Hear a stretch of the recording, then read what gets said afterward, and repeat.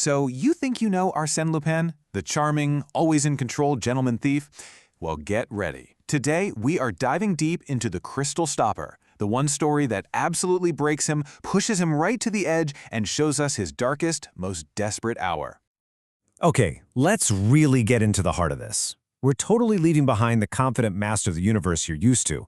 Instead, we meet a man who's completely out of his depth. He's not planning, he's reacting, he's failing. He's just fighting to survive and to save his friends. This is Lupin like you have never seen him before, totally and utterly vulnerable. And that vulnerability, it starts from the very first page. This novel just throws Lupin onto the defensive immediately. It sets up a situation where he isn't the hunter. No, for once, he's the hunted. And a big reason for that is because The Crystal Stopper is one continuous novel. It's not a bunch of short stories. That structure allows for this incredible, sustained buildup of suspense and personal stakes that you just don't get in his other adventures. It's really one long, frantic nightmare for him. So here's how fast it all goes wrong.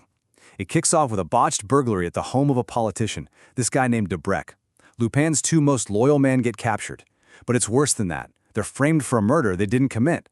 The justice system is absolutely ruthless, and before Lupin can even figure out what to do, they're tried, convicted, and sentenced to death. The stakes aren't about jewels or glory anymore. They're about life and death. Of course, every great hero needs a great villain, and in this story, Lupin is up against an adversary who is just different. Someone who holds a very particular, very powerful secret weapon. Meet Deputy Daubrecq. This guy's not some brilliant rival detective or a clever competing thief. No, he's a vile, corrupt politician. He gets his power not from being smart, but from brute force, cruelty, and blackmail. He's one of the most hateful villains Lupin ever faces because his evil just feels so grounded and, well, so real. And this is his secret. During that first failed robbery, Lupin's guys managed to snatch just one thing. This crystal stopper from a bottle. It looks completely worthless, like a piece of junk, but hidden inside is the key to Daubrecq's entire web of corruption and power. So, what's inside this little thing? Well, there's a hollowed-out compartment, and tucked inside is a tiny rolled-up piece of paper. On that paper is a list of 27 names, all powerful people caught up in a huge political scandal. This list is basically Daubrecq's blackmail Bible. It gives him total power over everyone on it, and if it ever got out, he'd be absolutely ruined. This is Lupin's only piece of leverage. And here's the central, agonizing problem of the whole story. Lupin has the solution to save his friends, the one thing that can destroy Daubrecq. But in the chaos of the arrests, he has no idea where it is.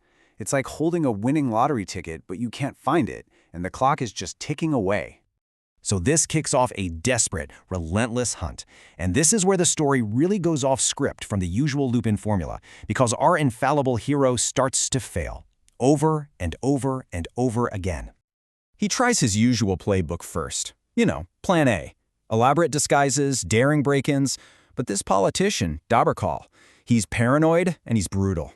He uses his massive political power to see Lupin's moves coming, and he foils him at every single turn. Okay, so plan A is a bust. Lupin pivots, tries another angle. Plan B. He sets these clever traps, tries to turn Daubrecq's own staff against him, but Daubrecq is always one step ahead. He lays his own traps and even blackmails an innocent woman, Clarice de Mergy, forcing her to help him. You can just feel the desperation growing with each failure. Lupin is used to being the puppet master, but here he's just reacting to everything. Daubrecq's brute force and his sheer cruelty are proving to be a shockingly effective counter to Lupin's genius. He's being completely outplayed. And you have to remember, all of these failures are happening while the state is literally preparing the guillotine. That ticking clock isn't just a metaphor anymore, it's the sound of the executioner getting ready. And the clock is merciless.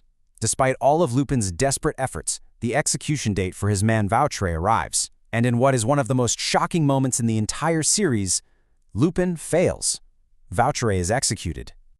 This is Lupin's absolute rock bottom. He is just consumed by grief, by rage, and by the crushing weight of his own failure. He's not just a thief who lost a prize. He's a leader who got his friend killed. The loss is immense, and it changes him forever. So, with his other man Gilbert next in line for the guillotine, The self-reliant genius Lupin does something he never, ever does. He goes to his elderly mother for help.